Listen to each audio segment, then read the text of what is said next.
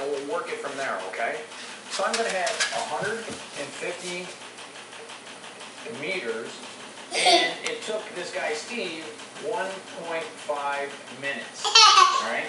Now I need to convert minutes into hours, and my meters are going to stay the same. My numerator is going to carry across, but my denominator I have to change units, all right? And I know that I have 60 minutes in 1 hour. So I'm going to go 60 minutes per 1 hour, all right? So now when I get done with my problem, I'm going to have, because my minutes here, when I multiply this across, is going to cancel off, and I'm going to be left with meters per hour, all right? Now I'm going to go to a split screen here because I write big again, and we're going to have, there we go.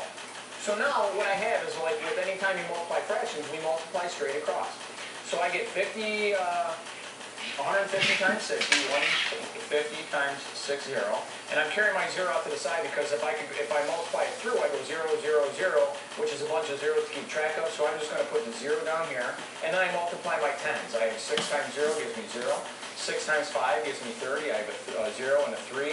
6 times 1 is 6 plus 3 more is 9. Now I have 9,000 as my numerator in meters, and I have to divide that by 1.5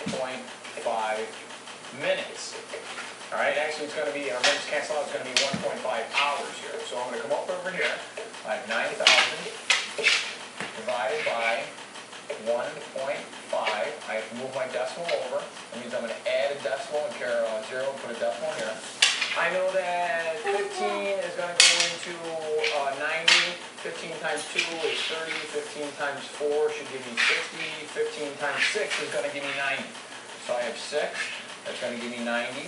I subtract, I get zeros, and I bring the rest of these down, and I put zeros up here.